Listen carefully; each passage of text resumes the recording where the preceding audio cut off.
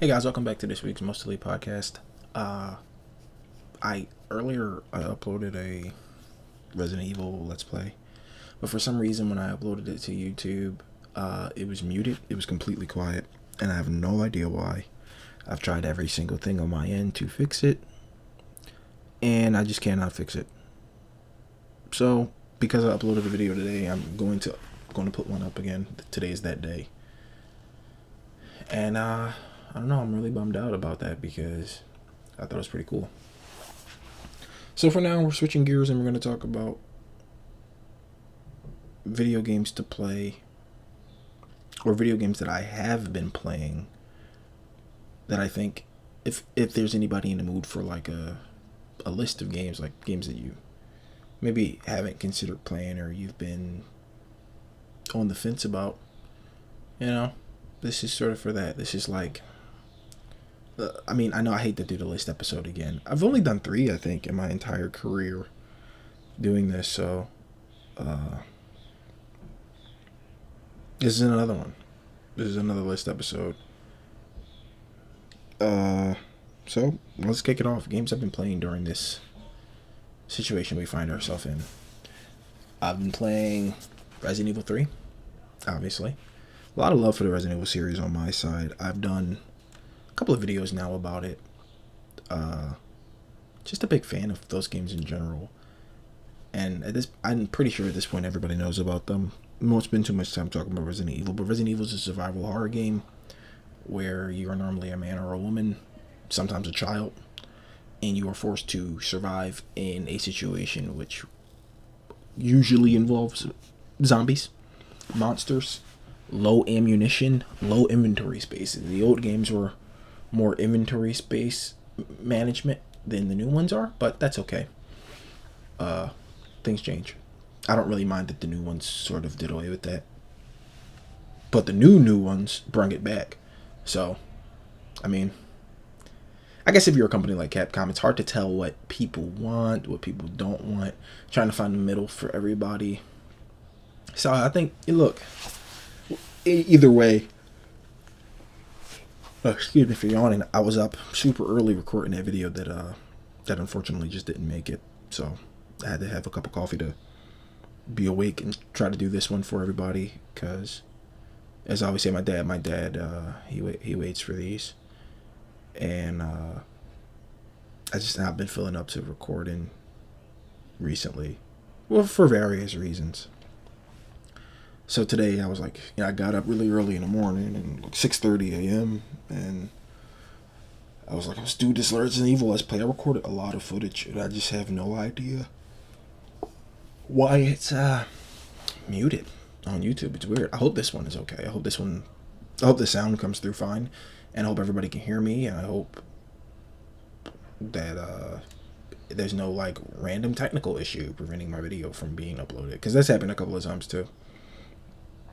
But back to Resident Evil. If you're a fan of the old ones, like the inventory management and the puzzles, then that's fine. Those games are still played every day. I feel like I follow tons of speedrunners, and every day, 1 or 2 of them are playing the original games. And that community is really big. And the remakes of 2 and 3 brought back the item management. Like, you still can't put items down that you need, like key items. Storage space is always an issue. They did, however,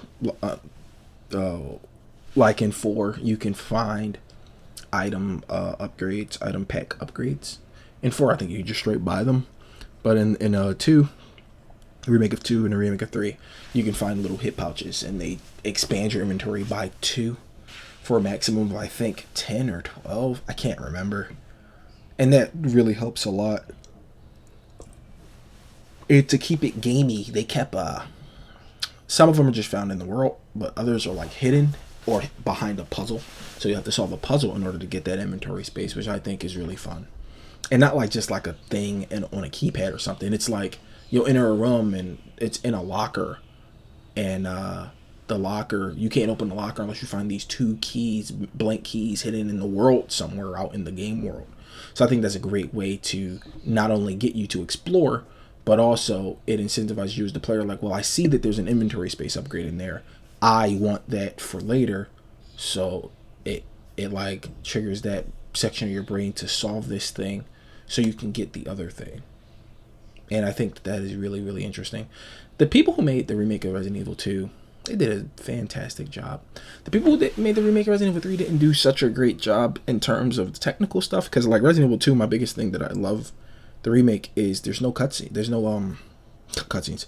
There are no loading screens, like, at all. You can play that entire game seamlessly straight through. Not a single loading screen except the first one. When you power it up and you press new game, it'll say now loading, and that is the only time you see now loading. I think that's fantastic. 3 has some loading screens. Like, if you skip some cutscenes and stuff, there's some loading screens. And I'm like, I don't know about this. Because I was spoiled by the no loading in 2. So, I don't know. I like the new. Don't get me wrong. Don't take this as I don't like the remakes. I love the remakes. I think they're great. 3 has some issues that I wish were be resolved, but aside from that, what can you do? I think they've done a bang up job with 2 and 3, the remakes. The rumor mills are turning that they're going to do 4 next. I hope they don't. Hope they do Code Veronica next. And if they have to do 4, which I don't think they do,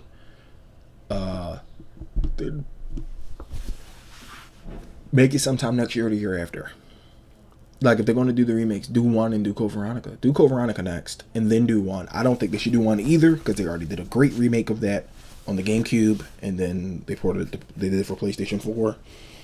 So they don't have to. And, well, I guess those are remasters. I guess the 1 is a remaster, not a remake. Although, I kind of feel like it's a remake. It's like all new graphics in it, all new controls. I don't know. That sounds remakey to me, not remastery. Remastery sounds like a skill in like Skyrim. But where was I? Oh, hold a second, guys. Be right back. All right, I'm back. Sorry about that. Yeah. So, what was I talking about? I was talking about Resident Evil. Yeah. Look, if you like the old ones, you like the old ones. I'm a big fan of the old ones. I'm a big fan of the new ones. And that's just one of the games I don't want to waste any more time on Resident Evil, because I'm still pretty bummed about the video. I'm going to re-record that Let's Play for everybody and see what the hell happened there. But, yeah, no. So another one. Here's one I just beat. And it's called The Moons of Madness. And it just was released on console, I think. I honestly don't know the timeline of when it was released. But it's a walking simulator. It's like everyone's going to the Rapture or What Remains of Edith Finch. It has some combat in it and some exploration. But for the most part, it is a walking simulator. You solve some puzzles, which is pretty cool. If that's your thing, which it's absolutely my thing. And look, it's a cosmic horror story. I don't think it's as hard to do cosmic horror on console as it is to film, but it is still, I guess, pretty difficult to do cosmic horror. It's a great story.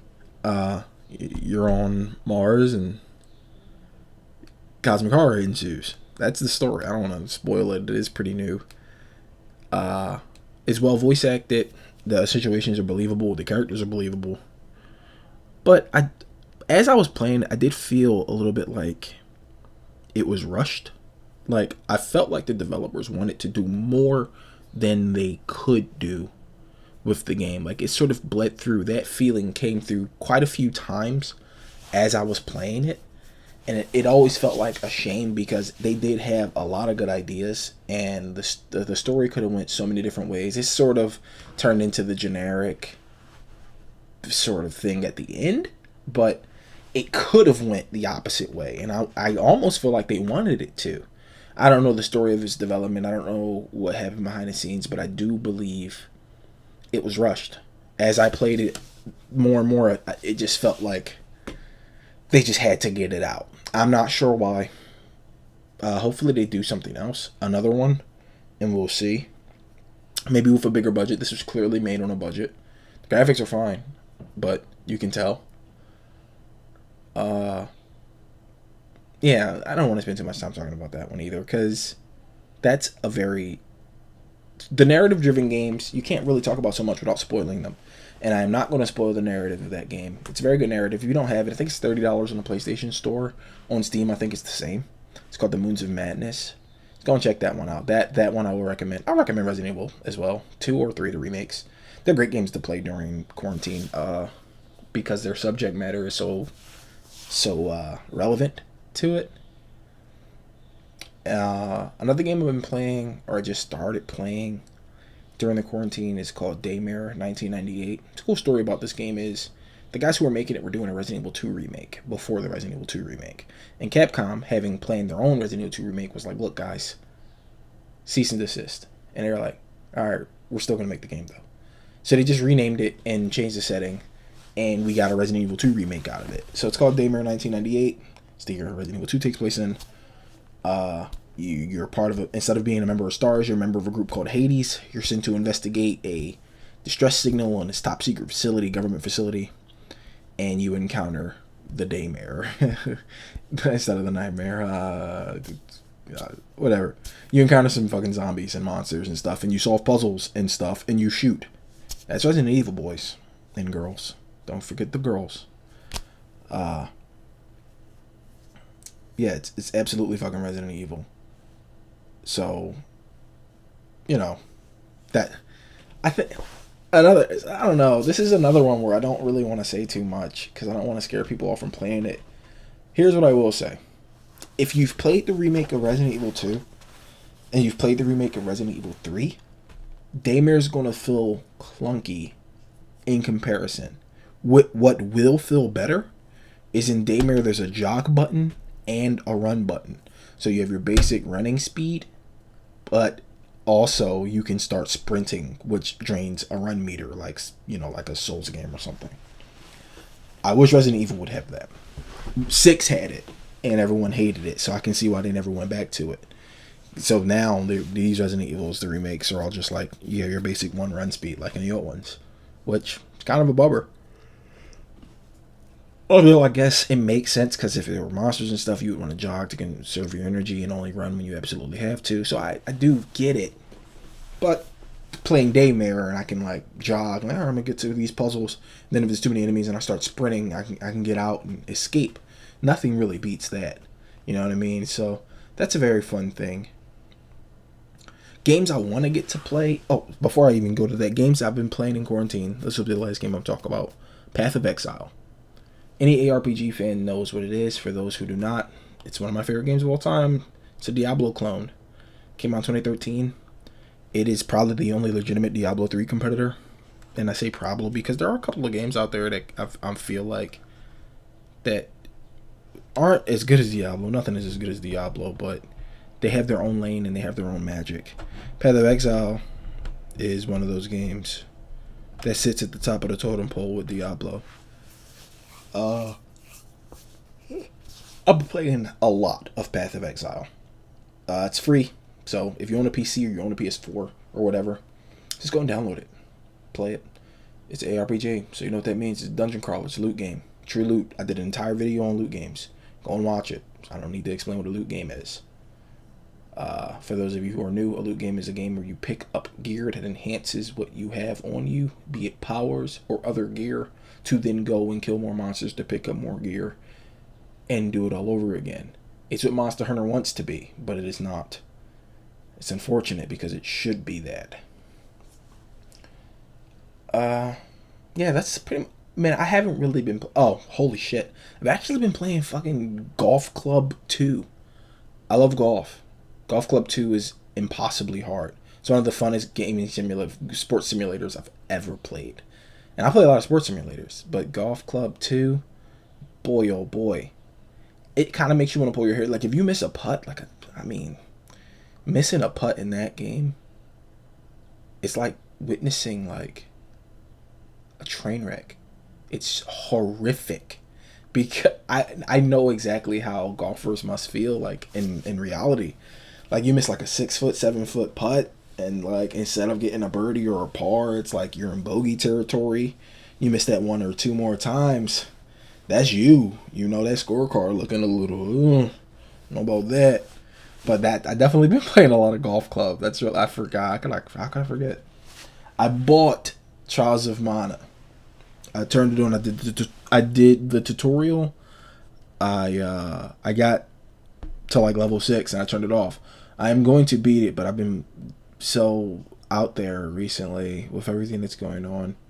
My head's just not been in the right place to, because everybody knows me at this point. Whenever I play RPGs, I got 100% them. I gotta get everything. I haven't been able to do that just yet. I'm just not in the mental space to get everything in that game. It's a huge game with a lot to see, a lot to do, and